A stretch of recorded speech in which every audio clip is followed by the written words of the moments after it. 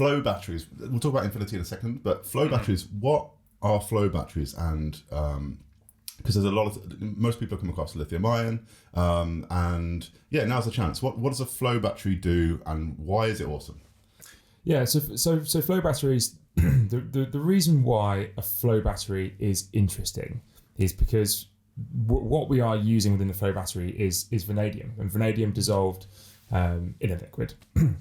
That vanadium can then be stable across 4 states, so vanadium 2 to vanadium 5. The reason why that's interesting is because you can essentially charge and discharge that vanadium to put it into any of those states, and it will stay there.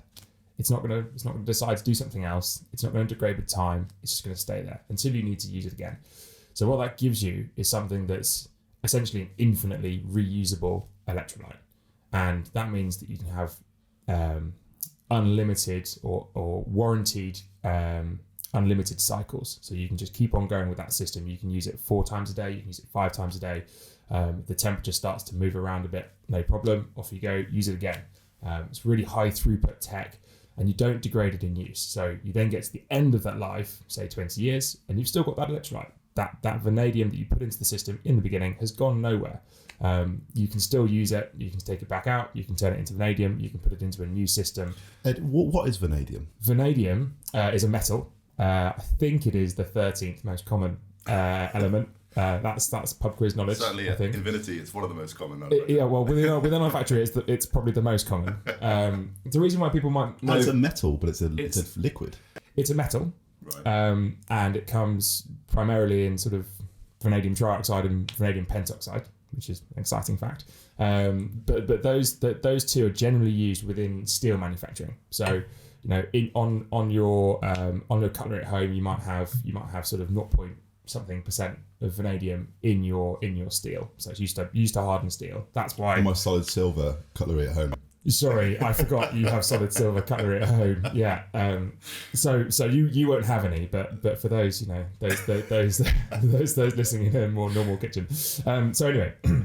It's primarily used in steel, and it is mined sort of pretty much all over the world. Mm-hmm. Vanadium is not really used at scale in flow batteries today, but obviously it's something that the industry is quite excited about, and so you see people like the Bushvelds, the Largos, the Glencores of this world who do mine it, are always very interested in kind of what's happening in the market, because, you know, they would love to see vanadium flow batteries kind of be a bigger portion of energy storage. So just take a step back here. So vanadium flow batteries are big energy storage systems, just like these, you know, containers full of lithium ion batteries. I'm not going to do all the comparisons to lithium ion, but a lot of the guys watching this will be used to that.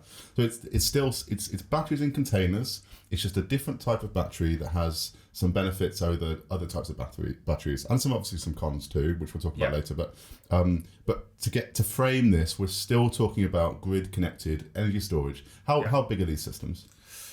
So, yes, we're still talking about grid-connected energy storage systems. We are also talking about sort of behind-the-meter energy storage systems. So, a typical 20-foot container for us is 78 kilowatts, 220 kilowatt hours.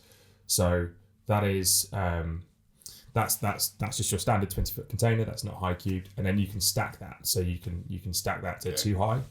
By the way, 20 foot is about half the size of a lot of the traditional containers folks see in UK, right? Yeah, so people will be familiar with those numbers to people will be familiar with the 40-foot shipping containers, and then having seen a few lithium sites, kind of what you then see is you'll see sort of the PCS, or you'll see the HVAC kind of stuck on the end of that. So you'll see a 40-foot plus for the lithium installations. Okay. Nice things about vanadium flow. So we talked about the non-degradation in cycling.